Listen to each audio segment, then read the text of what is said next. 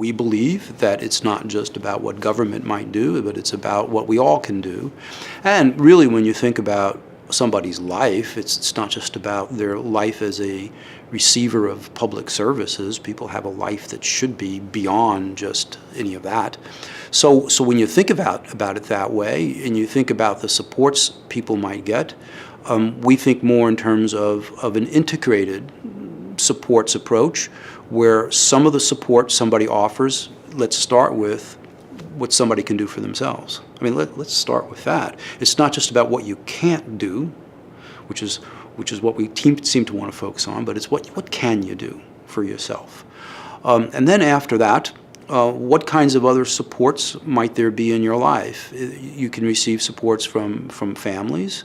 You can receive supports from friends and neighbors and others in the community. You can receive supports from community serving entities like churches and YMCAs and any number of other entities. And so the idea is, how do you piece all that together? Now the thing is, none of that happens by magic. It seems as if we're really good at paying for government supports, but not so willing to pay for the person that is necessary as an organizer to glue all the range of supports together. And going back to the idea of what is self-determination, we've got stuck on it as being kind of a me entity. So everybody's an N of one, and that's we. So there's any number of ways for people to begin to help one another and to reach out to other sources of support and to organize them together, not individually, but as a collective. But to make that work, we have to be willing to invest in the organizer who will organize things. It just doesn't happen by the person needs to have a living wage and so forth.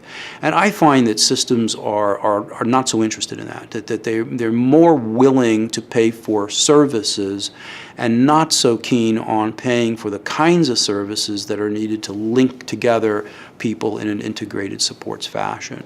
One would be peer support networks, where simply people with disabilities are helping one another.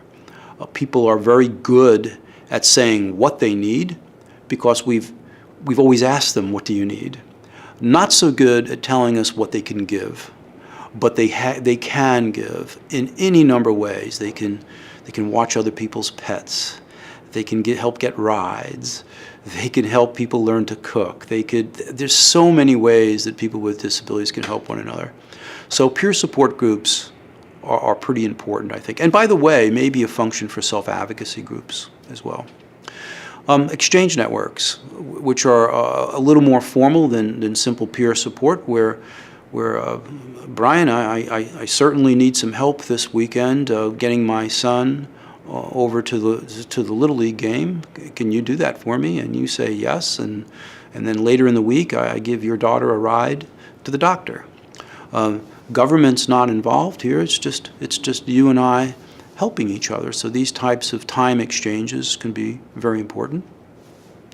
We might also organize a purchasing alliance where any number of us might come together. If we're all young families and we have kids with disabilities, well, we might really want some diapers. And so we might make a deal with a local store of some kind and say, 50 of us will come and buy our diapers from you. And other things that have to do with our young kids, but we'd like 3 to 5% discount. So we will function together as a purchasing alliance. So those are 3 examples, I think, of where we can do better at working together. And then I'll mention, too, that we can even organize as a human service cooperative where all of us have need for paid supports. And in an individualized funding program, maybe we're each out to recruit and hire our own staff. Well, each of us working on our own, that's a very hard task. But if we team together, we can maybe recruit together, hire the same people and share staff together, and it would be beneficial to all of us.